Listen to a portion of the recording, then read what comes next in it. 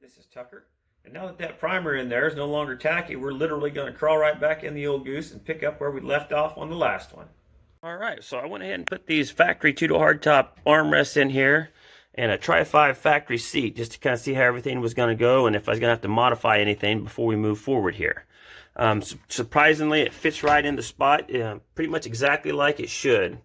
There's plenty of room right here around the tunnel area. You know, once you get your carpet and your padding in there, I don't think a guy's going to have to modify anything at all on one of these seats. The only thing that's lacking will be the part that literally latches this seat in from going forward and backwards, which on the earlier video I'd kind of stated there's a box tubing that kind of runs along there, that there's a tab on the underneath side of these seats that literally pops down in a little hole there. But after looking at it, if a guy didn't want to have to add all that, you could probably come in here along this flat surface back in here underneath this seat and just go ahead and have like a pin sticking up that you welded to this here, and put like a little flat piece on the weld on the inside of the seat frame with a hole in it where this would just literally drop down on that, and then you wouldn't have to do any more welding on it. So this is definitely a pretty good option. I really would rather use the Roadmaster seat if I can make it work, just because this is the only 2-door hardtop seat I have. And I've been kind of saving it for my high school car. I've never had the right one for it, and these seat frames for the 2-door hardtops are kind of hard to come by, and they're pretty pricey. So if we can use that Roadmaster seat, you know, it'd be great because it's already paid for, and I'd like to be able to use as much stuff off of the donor vehicle as we can. So I'm going to go ahead and sit in this and get a head reference, and then we'll pull it back out and we'll start experimenting with the Roadmaster seat. Well, aside from the bad upholstery, it isn't actually sitting too bad in here. I'm almost 6'2", and you know, I've still got a little bit of headroom, but once the headliner's in there, there's just not going to be a whole lot left. But from my memory, you know, riding in other people's tri-fives, it feels a little bit more comfortable back here because my legs, you know, are down further, because we actually gained probably about, I'd say, 5 inches between the floor and the bottom of this seat. Because on the original tri-fives, the frame runs about right in here, so the floor is pretty much flat across, you know, from here. So far, I mean, this seat, you know, really wouldn't be too bad if it was reupholstered, but we'll go ahead and get the other one in there and kind of see where we're at.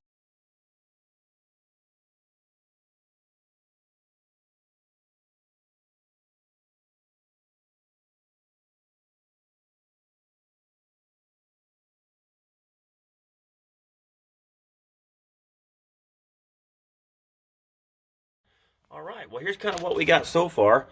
The seat's gotten a little bit too tight right in here on this top edge, but it's real close to going in and dropping down all the way. As you can see here, where those that factory hole here where it's going to push back and bolt in there, we're probably about, I'd say, 1.5 to 2 inches from dropping down enough that once it does go down, we can go ahead and put a bolt in here and hold it in place.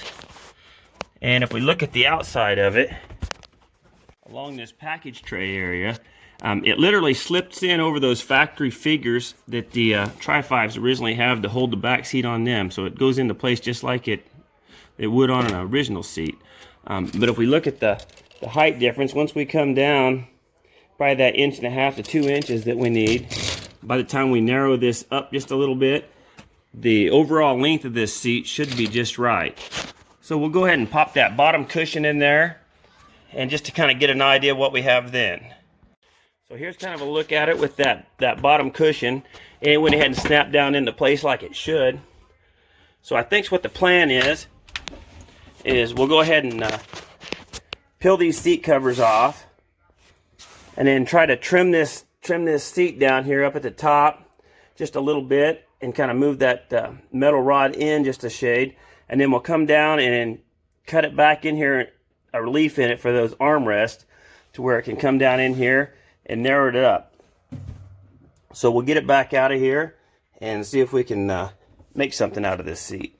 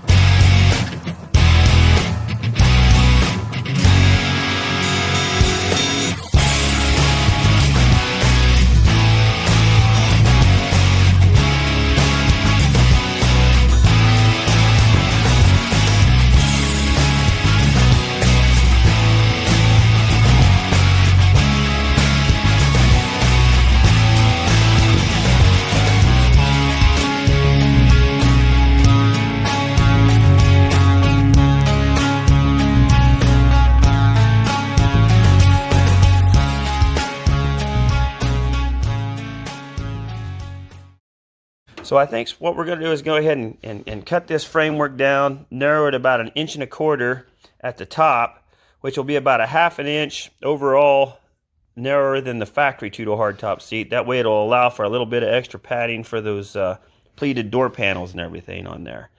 And then we're going to go ahead and dissect it down in here, just kind of cut and try to reshape this area of these rods here to clear for those armrests there. So we'll go ahead and get started on that and see what we end up with.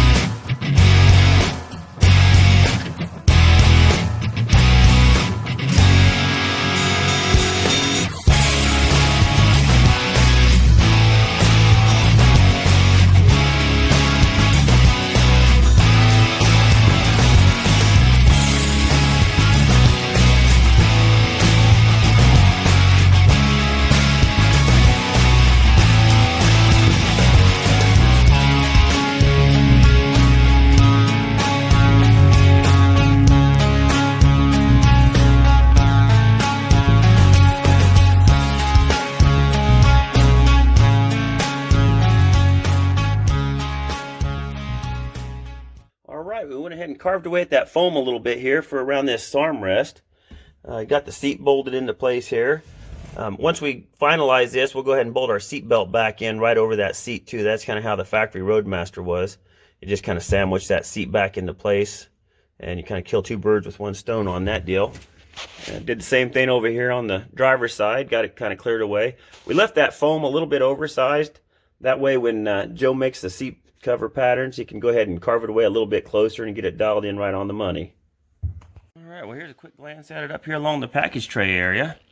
And the height looks just about right the way that seat sets in there. You know, once the new covers pull that all back in there, it ought to fit in there pretty good. And Joe's going to come in here, level this all off smooth, and go ahead and sew up some new seat covers. Get them sewed in there, and it ought to look something similar to that. And then we'll come in here and sew in another package tray area. It's going to come in here and fill the gap between here and the back glass, kind of give it that old school look. So now we're going to go ahead and pull this seat back out and go ahead and weld those pieces that we cut out for those armrests in there. We'll get that done and we'll go from there.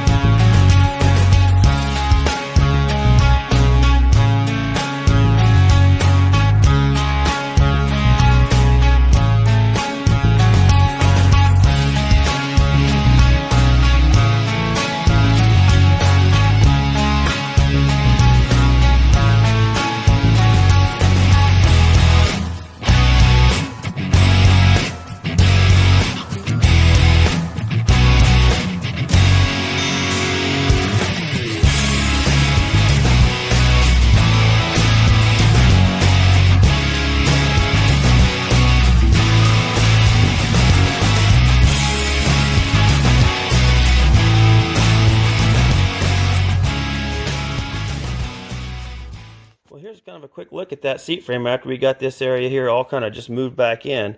We went ahead and added another little piece here so the material can wrap up, and there's a spot here to tie the hog rings onto. And here's a look at the other side. Pretty much did about exactly the same thing on it. So now we're going to go ahead and put the lower cushion up here, strip the cover off of it, and see if we can cut the frame down on it and add to it. And kind of do the similar thing here to that lower cushion area. Get that frame widened where we need it. And then we'll put everything back in there and see how she sets.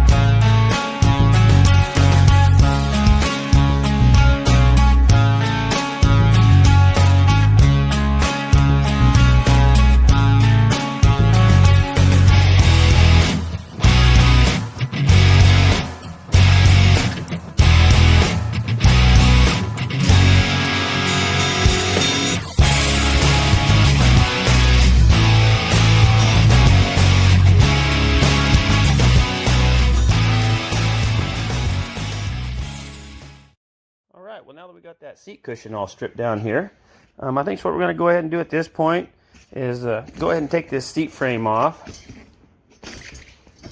And I went ahead and measured it up, and we're about 1 inch too wide at the widest point of this seat frame per side of fitting in between them armrests. So we're going to come in here and get this thing squared up, kind of like this.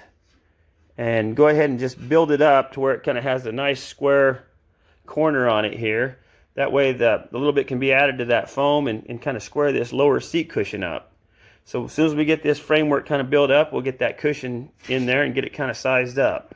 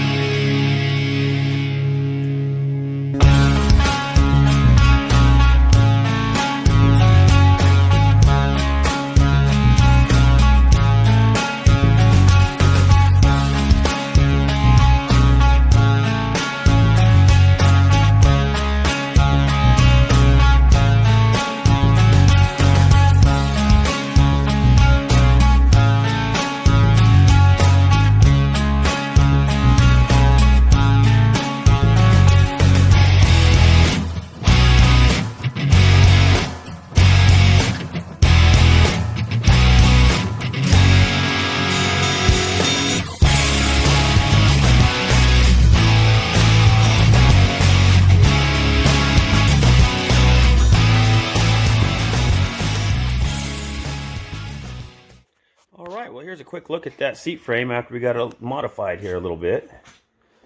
So now that we got it all shaped up here, we're going to go ahead and put the top and bottom in there and see how they fit.